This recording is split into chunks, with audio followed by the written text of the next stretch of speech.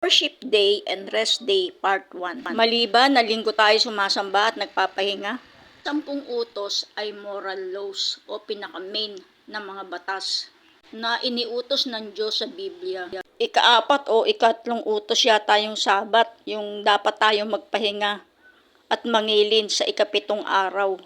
Sa 10 Commandments kasi ng mga Katoliko, hindi nakasulat kung anong araw. Ang Sabat daw kasi ay Sabado, ang ika-7 araw, ayon sa Biblia. Pero sa ating bansa, bilang mga hintil tayo, ay hindi tayo nag-holiday ng Sabado. Ang holiday natin ay Linggo, na unang araw ng isang linggo. Pero may religion na Sabadista o Seventh-day Adventist. Sila talaga, sumusunod talaga sila sa araw ng Sabado ng pamamahinga. At mali daw yung ating ginagawa. Sa chapter kasi ng Acts, pinakita yung mula nung umakyat ang Panginoong Hesukristo sa langit. Araw-araw na sa templo ang mga alagad at doon na dinaraos yung utos ng Panginoong Hesukristo na breaking of bread. Pumupunta naman talaga ang mga alagad at mga apostol sa sa templo tuwing Sabat. Doon sila nangangaral. Doon rin sila nagpapagaling kasi mga Hudyo sila eh. Pero halo may mga hintil na sumusunod rin sa Sabat. Babasahin mo pala sa Acts 21, bawal yung mga Greek sa templo, kaya nagagalit yung mga Hudyo. Pero maraming mga Hudyo na nagalit kay Apostol Pablo kasi nangangaral daw siya ng iba kaysa dun sa doktrina ng Hudyo. Kagaya na lang ng circumcision, inalis niya na yun.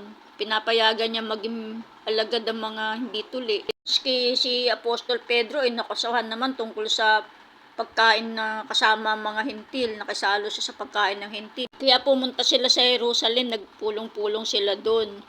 At nagpasya si Apostol Santiago dahil siya yung pinaka-leader noon. Kaya paano makakaakay ng mga hintil ang mga apostol? Kaya nga gumawa na lang sila ng ibang rule para sa mga hintil, sumulat sila. Magkaiba naman yung patakaran kasi sa mga hintil at saka sa mga Hudyo. May mga ordinansa sa Hudyo na hindi naman applicable sa mga hintil. Kagaya ng sa pagtutuli, sa mga pagkain, sa mga paghahandog. Marami silang tradisyon tsaka mga seremonyas at mga ordinansa tungkol sa pagkakalaya nila sa Egypt. Meron pa silang weekly Sabbath, monthly Sabbath, yearly Sabbath. Pumasok sa Jerusalem yung mga nagtitinda pagka may Sabbath. Buwat-buwat nila mabibigat na bagay. Kaya nga yung sinasabi ni Kristo na pamatok, yung pabigat. Na hindi ka naman talaga nagpapahinga, kundi pinapahirapan mo lang yung sarili mo. Yan yung inaakusa kay Apostol Pablo na mga kaugalian.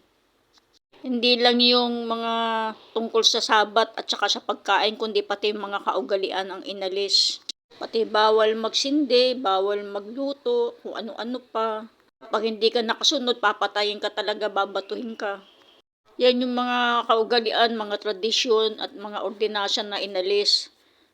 Dahil hindi talaga applicable yan sa mga hintil.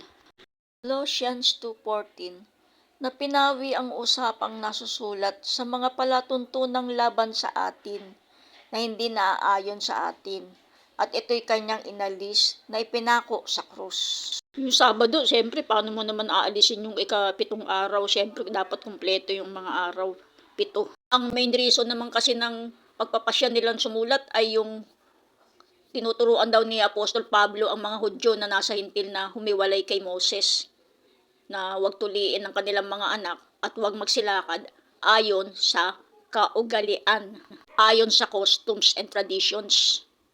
Hindi lang pure na tungkol sa pagtutuli. Ang Sabat naman talaga ay naging kaugalian. Sa kagaya si Jesus, Luke 4:16, at siya'y napasa Nazaret na kanyang nilakhan.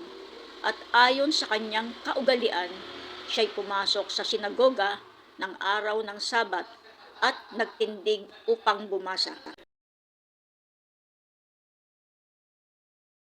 Hanggang dito na lang muna kasi maiksi lang ang oras. Sa part 2, itutuloy ko yung Acts, yung paraan ng pagsambang ginawa ni Apostol Pablo na kahawig sa ginagawa natin ngayon. Saka kung anong araw niya ginawa.